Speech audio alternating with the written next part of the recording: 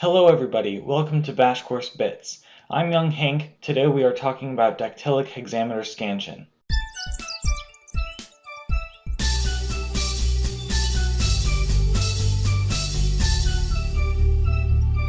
In ancient epic poetry, Dactylic Hexameter will always be used for meter. Dactylic Hexameter relies on lines of 6 feet that are combinations of dactyls and spondies. Dactyls are long, short, short, and spondies are long, long. When starting, one should first check for elisions and eclipsis. Elisions are found in cases where a word ending in a vowel is followed by a word beginning in a vowel or H. Eclipses are found when a word ending in am, em, or um is followed by a word beginning with a vowel or an H. When you find one of these, ignore the end of the first word starting with the final vowel sound. Remember that consonantal I's are not vowels, while incipio has a regular I sound, something like Janus does not. Looking at this line of Latin, we find an eclipsis between nusquam and obero, and we find an elision between obero and et. When scanning these lines, the last 2 feet will be a dactyl and a spondee almost every time.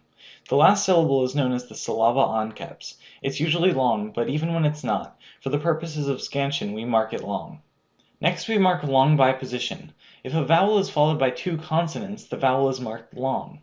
X and Z count as double consonants just by themselves. QU only counts as 1 consonant, and these letters, B, C, D, G, P, S, and T, are not always 2 consonants when followed by L or R in the same word. Lastly, H does not count as a consonant in regards to the rules of scanning. Diphthongs are also marked long. So continuing with this line that we have here, we can mark long by position. Okay, so the first syllable here, the S and the Q are 2 consonants, and so the U is marked long. We also have a long mark that we can put on the et, because it's et with ending in T followed by tutum starting in T. That's 2 consonants, so we mark it long. Then also with the in tutum followed by patrio, there's MP following the U, that's 2 consonants, so we mark it long. Now with patrio, the TR is 2 consonants, but remember, with liquid consonants, certain ones followed by R or L don't actually count, so we're going to leave that one for now. Alright, let's take a look at this line and finish it up. Well, right now we have our last 2 feet are already in place. We have the dactyl and the spondee at the end.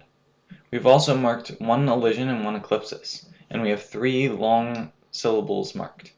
Okay, so first things first, we can check to see whether there are places where a dactyl won't fit and fill in those spaces with long syllables. So if we look between our long syllable at et and our long syllable in the second half of tutum, we can see that there's only 1 space in between. And a dactyl won't be able to fit its 2 short syllables in there, so we mark that long. Okay? Now what we can do next is we can use math to our advantage for scanning this line. So we know that we have to have 6 feet in the end, and we've already used 2 of them with our final dactyl-spondee pair. So we're going to need 4 other feet, and we can count our syllables to figure out what kind of feet we're going to need. So we have 1, 2, 3, 4, 5, 6, 7, 8, 9, 10 syllables. So when you divide that into 3 syllable feet and 2 syllable feet, you end up with needing 2 dactyls and 2 spondees. Now if we're looking at this, we see that there's only 2 places a dactyl can go. It's in the first half before our et tutum and in the second half after our et tutum. And there's only space for 1 of them up front, so we're going to mark that one as a dactyl, because that's where one of them has to go there. Okay, so that's our first foot done. Then we can mark our et tut, which would be a spondee, because 2 longs there. Now we have to determine whether or not it's spondee dactyl or dactyl spondee.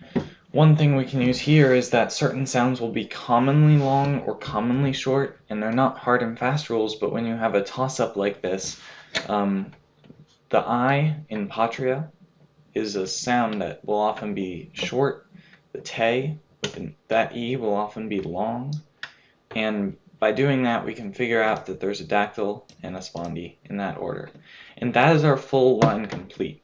So we have a dactyl, a spondee, a dactyl, a spondee, a dactyl, and a spondee. And there you go. Last thing to note is something called a caesura. This is a break in words commonly found halfway through the 3rd foot.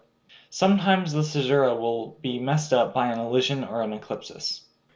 Thanks for watching Bash Course Bits, and we'll see you next time. Stay out of school, kids. The Bash Course quarantine team is Sam Mencimer, Estela Millan, Eamon Cole, Pasha Ishaq, Sarah Orozco, and myself. Please put any questions you may have in the comments below, and we'll do our best to answer them or find someone who can. Thank you for watching Bash Course, and as they say in my hometown, oh my EOSH.